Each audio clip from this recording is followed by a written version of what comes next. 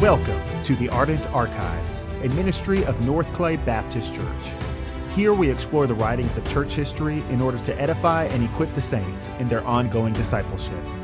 In this series, we are reading and discussing The Pilgrim's Progress by John Bunyan. Written in the late 1600s, The Pilgrim's Progress is an allegory of the Christian life, following the main character, Christian, on his journey from the city of destruction to the celestial city. More than any other work in the history of the church, The Pilgrim's Progress captures both the struggles and joys of living the Christian life in a way that is not only accurate, but enjoyable to read. So prepare yourself for an epic adventure as we embark on The Pilgrim's Progress by John Bunyan.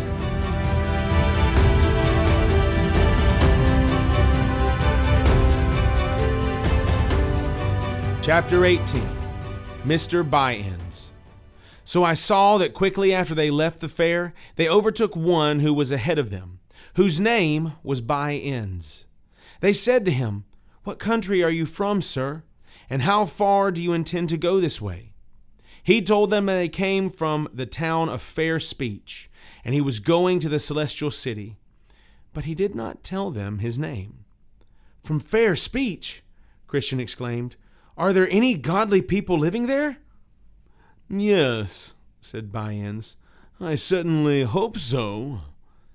"Please, sir, what may I call you?" Christian said. "I am a stranger to you, and you to me. If you are going this way, I shall be glad to have your company, but if not, I must be content to travel alone." "This town of Fair Speech," Christian said, "I have heard of. As I remember, they say that it is a wealthy place." "Yes, I will assure you that it is, and I have many very rich kindred there." "Who are your kindred there, if I may be so bold to ask?" "Almost the whole town. In particular, my Lord Turnabout, my Lord Time-server, my Lord Fair Speech, from whose ancestors that town first took its name. Also Mr. Smoothman, Mr. Facing Both Ways, and Mr. Anything. The parson of our parish, Mr. Two Tongues, is my mother's own brother. To tell you the truth, I have become a gentleman of good quality.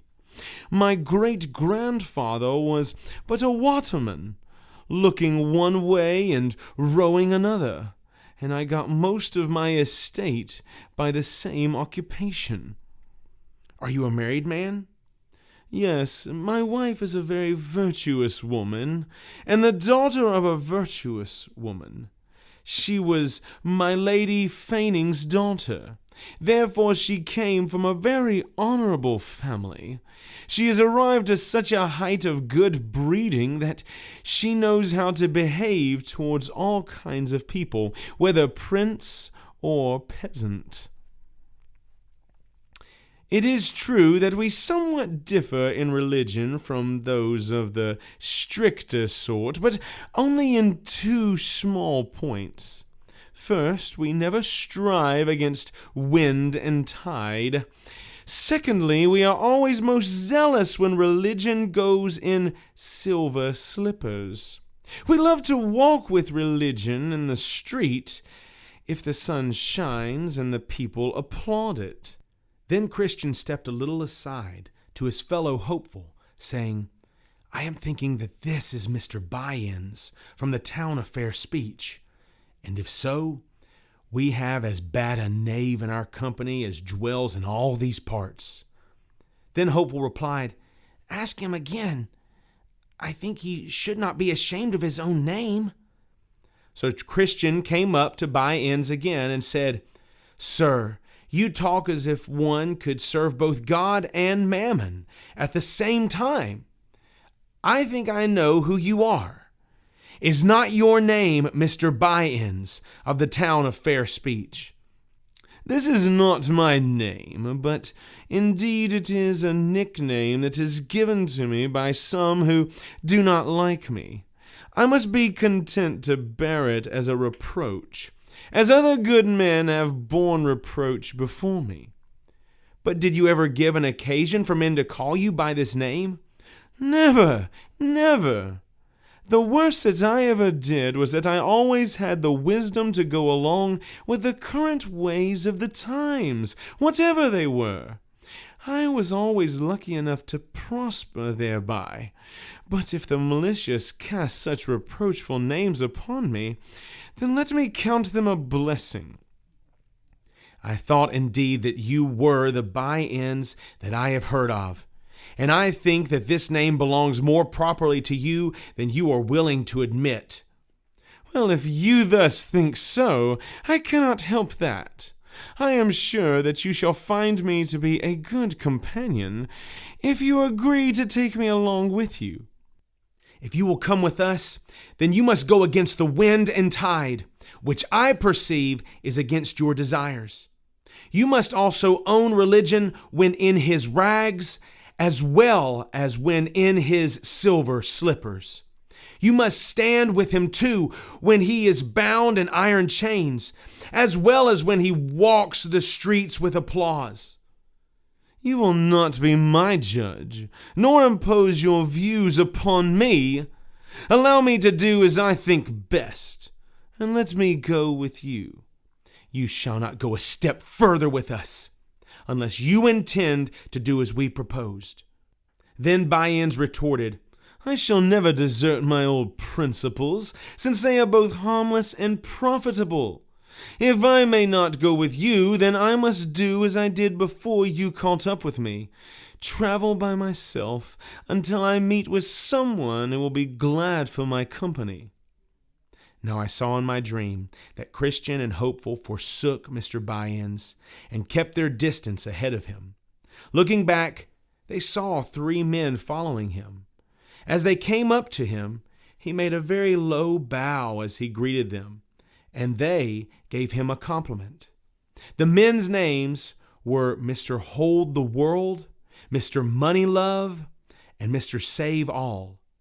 They all were men that Mr. By-ends had formerly been acquainted with, for in their youth they were schoolfellows, and were taught by one Mr. Gripeman, a schoolmaster in Lovegain, which is a market town in the county of Coveting in the north. This schoolmaster taught them the art of prospering, either by violence, deceit, flattery, lying, or by putting on a pretense of religion. These 4 gentlemen had attained much of the art of their master, so that each of them could have run such a school themselves. Well, when they had thus greeted each other, Mr. Moneylove said to Mr. By-ends, Who are those 2 people on the road before us? For Christian and Hopeful were yet within view. They are a couple of distant countrymen who, in their strange manner, are going on pilgrimage. Alas, why did they not wait, that we might have had their good company? For we are all going on a pilgrimage. Indeed we are, but the men ahead of us are so rigid, and love their own notions so much, and so lightly esteem the opinions of others, that, let a man be ever so godly, yet if he does not agree with them in all things, they will thrust him out of their company. That is bad. We read of some who are overly righteous, and such men's rigidness prevails with them to judge and condemn all others but themselves. Please tell me what and how many were the things wherein you differed from them. Why, after their headstrong manner, they conclude that it is their duty to push ahead on their journey in all weathers. But I am for waiting for more favorable winds and tides. They are for risking all for God and at any moment. But I am in favor of taking all advantages to secure my life and estate. They are for clinging to their beliefs, even though all other men are against them. But I am for religion only so far as the times and my safety will bear it. They are for religion, even when it is contemptible and in rags. But I am for religion only when it walks in golden slippers, in the sunshine, and with applause. Exactly. Good, Mr. Byens. For my part, I count him to be a fool, who, having the liberty to keep what he has, shall be so unwise as to lose it. Let us be wise as serpents. It is best to make hay when the sun shines. You see how the bee lies still all winter, and bestirs itself only when it can have profit with pleasure? God sometimes sends rain, and sometimes sunshine. If they are such fools to go through the storm, yet let us be content only to travel in fair weather.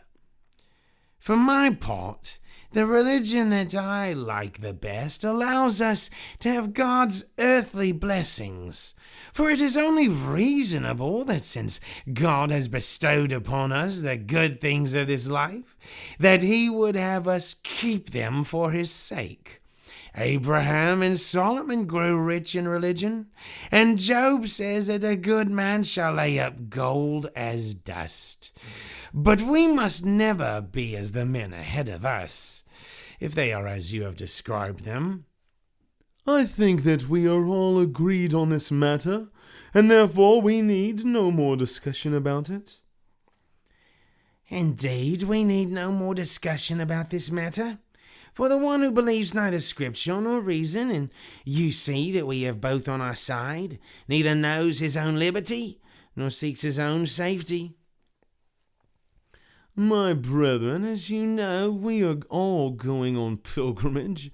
Therefore, to divert our attention from base things, allow me to propound this question unto you. Suppose a man, a minister, or a tradesman, should have an opportunity before him to obtain the good things of this life. Yet he cannot obtain them unless, in appearance at least, he becomes extraordinarily zealous in some points of religion which he had no interest in beforehand. May he not use such religion to attain his end, and still be a righteous and honest man? I see the bottom of your question. With these gentlemen's permission, I will endeavor to give you an answer. Firstly, to speak to your question as it concerns a minister himself. Suppose there is a minister, a worthy man, who had only a very small salary, but desires a greater and more lucrative income.